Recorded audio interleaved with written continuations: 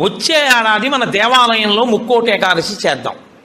వచ్చే ఏడాది ముక్కోటి ఏకాదశి చేయడానికి నిజంగా అలా శరీరంలో పదార్థం వెయ్యకపోయినా నిలబడగలిగిన శరీరాలు ఇన్నున్నాయి.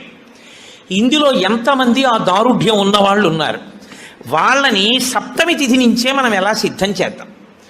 వాళ్ళని సిద్ధం చేసి ముక్కోటి ఏకాదశి నాడు ఎంతసేపు ఉండగలిగితే అంతసేపు ఉంటాడు. ఇక తప్పలేదు, 4 నీళ్లు గుటకలు వేయవలసి ఉంటుంది. నన్ను నమ్మండి, మీ ఉపవాసం పాడవాలి. శ్రీచక్రం టీవీ. అది పుచ్చుకోకపోతే ఈ శరీరం పడిపోతుంది. ఇప్పుడు ధర్మం ఏమైపోతుందో తెలుసా అండి? ఆమరణ నిరాహార దీక్ష శాస్త్రమునందు అత్యంత మహాపాపము. మీ శరీరం పడిపోయే వరకు మీరు మీ ఏమీ తినను ఏమీ తాగదు అని భీష్మిస్తే ఆ వ్రతఫలం ఇవ్వరు, పిశాచత్వం ఇస్తారు. అన్నం తినకుండా నీళ్లు పుచ్చుకోకుండా ఎవడైనా శరీరాన్ని పడగొడితే వాడి జీవుణ్ణి పిశాచంలోకి ప్రవేశపెడతారు.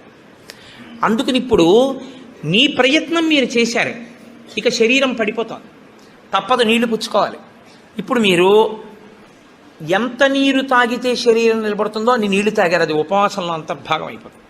శ్రీచక్రం టీవీ. ఇప్పుడు ఒక్క అరటిపండు లోపల వేయకపోతే ఈ శరీరం నిలబడదు. ఓ అరటిపండు లోపల పడేశారు, మీకు ఉపవాసమునకు భంగము రాదు.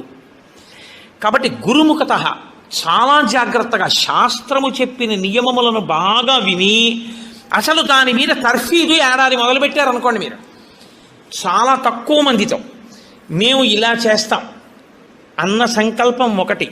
2, అన్నిటికన్నా ప్రధానంగా దృష్టిలో పెట్టుకుని చేయవలసింది ఏమిటో తెలుసా అండి? నీరు పుచ్చుకోకుండా ఆహారము పుచ్చుకోనప్పుడు మనసు ఆ స్థితికి వెడుతున్నప్పుడు ఎంత ఖేదపడుతుందో ఇప్పుడు అర్థమవుతోంది.